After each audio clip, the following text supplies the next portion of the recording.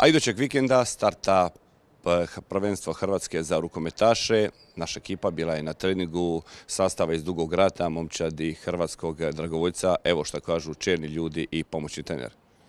Za početak rukometne priče sa vodećim ljudima dugoradskog prvoligaša, predsjednik kluba nešto nam je kazao o povijesti rukometnog kluba Hrvatski dragovoljac.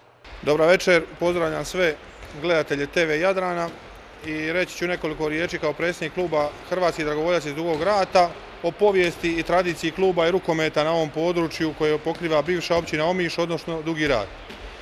Osnovani smo 1954. godine i do 1994. igrali smo pod imenom Orkan, od 1994. do danas zovemo se Hrvatski dragovoljac. Tradicija kluba je velika, koja pokriva područje Dugog Rata i šire, s tim da smo se proširili prije nekih 15 godina na Omiš i Stobrež, gdje smo osnovali škole rukometa koje funkcioniraju do dan danas. Ispričavam se, samo ime Hrvatski dragovoljac i nešto je obvezuje posebno. Tako je, samo ime Hrvatski dragovoljac obvezuje čast i ponos koje nas veže, budući su naši članovi ginuli na ratištu i borili se za vrijeme Domovinskog rata, a neki su od njih položili svoje živote, u čast kojih organiziramo već 21. tradicionalni turnir koji se prvi put ove godine odigra u dvorani u Omišu. Prije toga se odigravao u Dugom Ratu na našoj famoznoj streljani. Teška su vremena, predsjedniče, i za, ajmo reći, popularniji sport tipa vaterpola ili nogometa. Kako se financirate? Znači, financiramo se isključivo iz proračuna općine Dugi Rat, gdje nas općina financira u vidu troškova koje proizvodi ovaj sport, odnosno putovanja i pokrivanja gostujućih utakmica, a nadam se od ove godine da će nam dati i su potporu u ulasku u dvoranu, odnosno sami termina dvoranskih. Koliko je teško, predsjedniče, biti na čelu jednog kluba? Od ponedjeljka do subote su pripreme za ono što vas slijedi, vikendom su utakmice, vjerujem da vas to iscrpi, no evo, mlad ste čovjek, pun volje, želje i elana. Gdje se vidite, ajmo reći, za koju godinu? Pa, na vaše pitanje kratko ću vam odgovoriti. Ja bi najprije pohvalio svoje suradnike, isključivo volontere, znači moje bivše suigrače koji su u proteklih 20 godina ostavili svoje zglobove i koljena na asfaltu Dugoračke streljane, koji su sad svi vezani u krug. Evo, ja sam trenutno na funkciji predsjednika i ta čast mi je ukazana u protekle 2 godine, ali ja bi tu istakao moga tajnika koji daje najveći obol u ovom svemu, a i ostale članove nadzornog odbora koji na sve moguće načine doprinose organizaciji kluba i popratnim stvarima, a što je u današnje vrijeme iznimno teško, jer svi smo mi profesionalci i radimo jedan posao, a rukometna je na drugom mjestu odnosno na trećem iza obitelji. I samo kratko, realno, pošteno, sa nogama na podu, sezona tek što nije počela, što možemo očekivati ove godine od Hrvatskog dragovoljca? Od dragovoljca ćete ove godine dobiti fanatičnu podršku, borbenost, a rezultat će doći sam po sebi i baziramo se na mladim koji dolaze, a plan nam je kroz 2 do 3 godine ići na Premier ligu. Poput čelnog čovjeka kluba u svoju momčad je i tajnik koji na pitanje o načinu funkcioniranja, to je ustroju kluba, spremno odgovara. Pa evo, naš rukometni klub djeluje kao udruga građana, amaterski sportski klub koji trenutno broji, ajmo reći, oko 200-tinak članova. Od toga je 150 su članovi djeca i mlađe dobne uzrasne kategorije, a oko 50 su seniori i članovi tijela uprave. Klub je dosta dobro organiziran od samog vrha do samog dna, točno se poštuje hijerarhijska ljestvica. Trenutno se natječemo sa svim mlađim uzrasnim kategorijama u prvim ligama za njihov uzrast, te smo postali nekakav prepoznatljivi brend kako u Dalmaciji, tako i u Hrvatskoj po igranju, zalaganju i srčanosti, borbenosti kako na terenu, tako i van terena. Nešto što je posebno lijepo vidjeti ovdje iza vas je predivna dvorana netom otvorena, sad i uvjeti rada su jasno malo bolji, vjerujem da će biti i zahtjev prema igračima malo viši.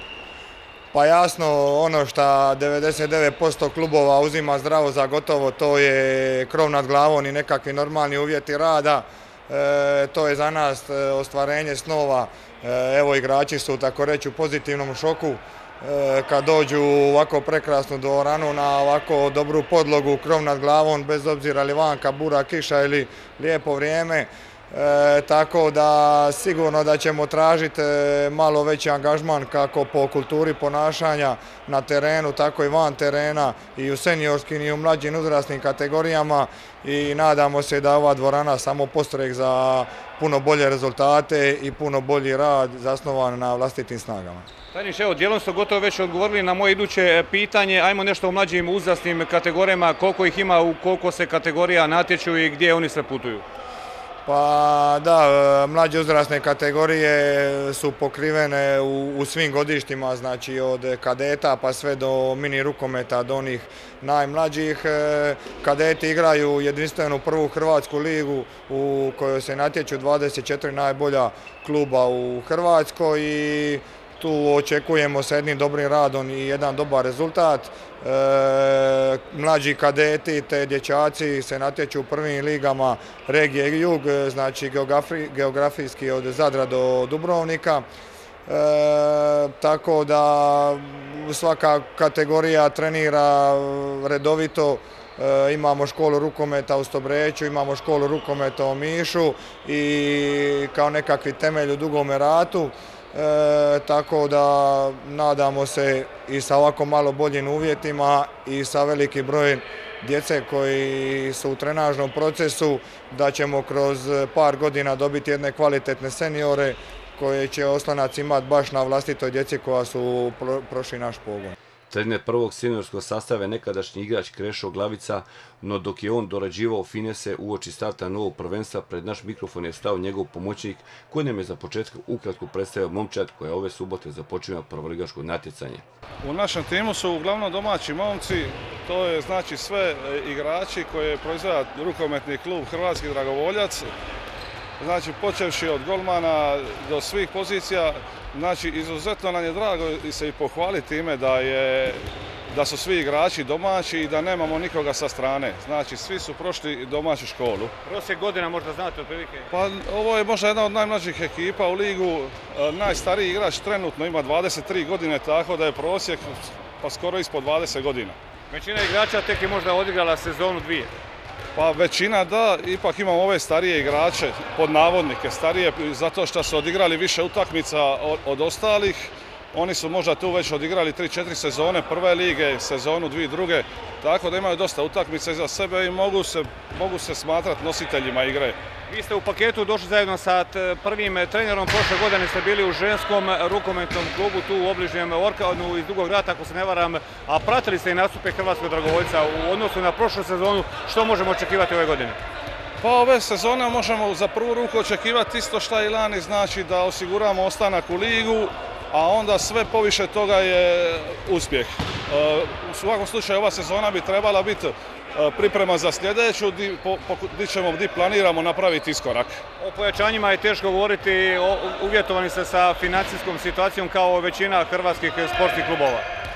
Pa u našem slučaju uopće apsurdno pričati o pojačanjima jer mi smo osuđeni na domaće igrače, ali nije dvosjeklina, znači imamo svoje igrače, ulažemo u svoju školu, ali isto tako od njih dobijemo pozitivan feedback, tako da i oni ovo smatraju svojim klubom i igraju iz ljubavi, jer praktički ovdje novci ne igraju nikakvu ulogu. I za kraj, Sjepko, što će biti forte Hrvatskog Dragovoljca u ovoj sezoni? I vi i trener ste novi, kažu da nova metla uvijek bolje metle, tu su uz vas ovdje i na treninzima vidimo i dio roditelja, tu je i tajnik i predsjednik, imate ogromnu potpornu i od vas se dosta toga očekuje.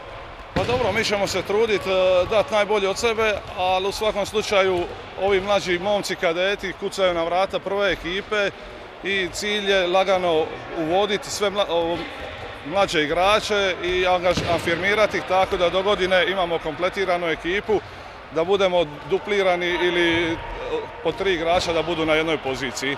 Sezona počima u subotu, gostujete u prvom susretu, već u drugom ste domaćini, gdje i kada možda znate?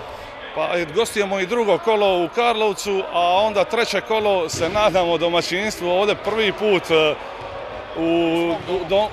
ajmo nazvat svoj dom, mada Ja se uvijek nadam da će u Dugom Ratu biti dvorana, ali šta je tu je i ovo je super.